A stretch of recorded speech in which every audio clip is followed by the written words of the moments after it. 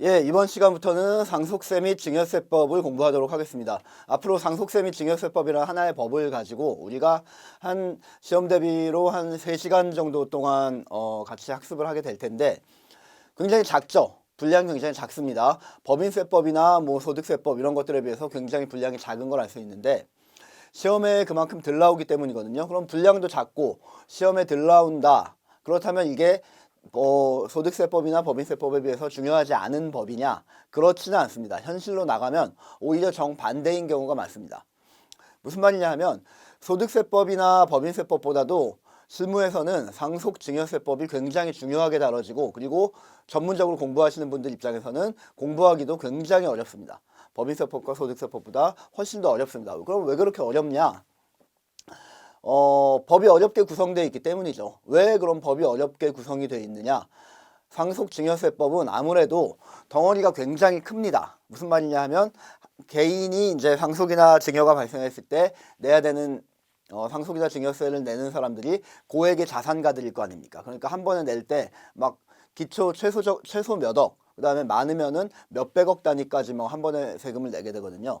그러니까 납세하는 자 입장에서는 탈세할 만한 그 유인이 굉장히 많은 거죠. 아, 요렇게 조금만 좀 거짓말로 보고하면은 몇십억, 한 15억 아낄 수 있는데 20억 아낄 수 있는데 이런 생각으로 탈세를 굉장히 많이 시도를 하게 되고 그리고 그 수많은 탈세에 대해서 과세관청 입장에서도 그런 것들을 법에 공백 없이 하나하나 다 막아야 될 거 아닙니까? 탈세라는 게 있는 법을 정면으로 위반하는 탈세가 있기도 하지만 그게 아니라 법의 공백을 교묘하게 이용해서 말하자면 뭐 그 사람들의 입장에서는 절세라고 부르는 것들 그런 그 세금을 절약하는 방법들을 많이 사용을 할 거 아닙니까? 그러면 양측에서 머리싸움이라는 얘기죠. 입법자와 납세자 간에 굉장한 머리싸움이 많이 이루어지고 있습니다. 상속세와 증여세에서는 법을 입법자 입장에서는 조금이라도 좀 허투루 그러니까 구멍이 좀 있게 빈틈이 있게 개구멍이 있게 입법을 하면 그 개구멍으로 이 사람들이 자꾸 치고 들어오기 때문에 하나하나 물샐 틈 없이 다 막아야 됩니다. 그러다 보니까 법전도 구성이 굉장히 어렵게 돼 있고 시행령도 굉장히 어렵게 돼 있고 시행 규칙도 여러 가지 현실적인 복잡 다단한 규정들을 전부 다 넣어놓는 규정으로 마련이 돼 있기 때문에 굉장히 어렵습니다. 이거를 제대로 배우려면 소득세법이나 법인세법의 한 2배 이상의 그 시간을 들여서 제대로 공부를 해야 됩니다. 그렇지만 서두에서 제가 말씀드렸듯이 우리 시험에서는 그렇게까지 어렵게 안 나오고 가장 기본적이고 간단한 문제들만 간단하게 외워야 될 것들만 툭툭 터치하면서 지나가면 충분히 시험 대비로는 충분하다고 보여집니다. 그러니까 한 3시간 정도 동안 시험에 나올 것 위주로만 쭉 공부를 해 나가십시다. 제가 이렇게 뭐 길게 말씀드린 이유는 나중에 우리가 뭐 시험 합격하는 게 중요한 게 아니라 시험 합격한 다음에 이 지식을 바탕으로 활용하면서 우리가 사회생활을 열심히 할 거 아닙니까? 이 지식을 우리의 직업에 활용을 할 거 아닙니까? 그럴 때는 시험에 일단 합격하고 나신 다음에는 상속증여세에 대해서 좀 관심을 많이 가지고 공부를 열심히 하셔야 된다라는 측면에서 말씀을 드린 겁니다. 중요하지 않기 때문에 우리 시험에 적게 나오는 게 아닙니다. 자, 상속증여세법은 이런 법이 있죠. 상속세 및 증여세법.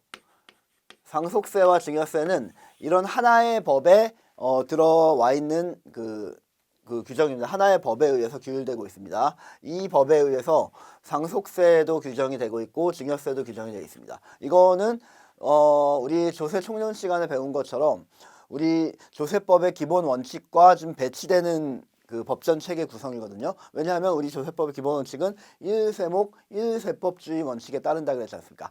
하나의 세목에 하나의 세법만 마련을 해놓고 있다. 예를 들면 법인세 같은 경우는 법인세법이라는 법에 마련되어 있고요. 소득세 같은 경우는 소득세법이라는 법에 마련되어 있습니다.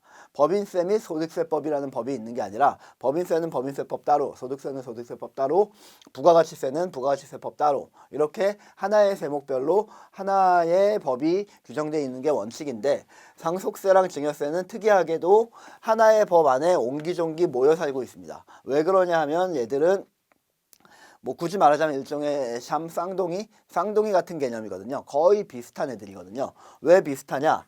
얘들은 부의 무상 이전에 대해서 과세하는 세금이라는 측면에서 거의 똑같은 쌍둥이들입니다. 여기서 말하는 부라는 게 재산을 말하는 겁니다. 부자 할 때의 그 부. 재산이 무상으로 갑에게서부터 을에게로 무상으로 이전될 때, 대가를 받고 이전되는 게 아니라 무상으로 이전될 때 매기는 세금입니다.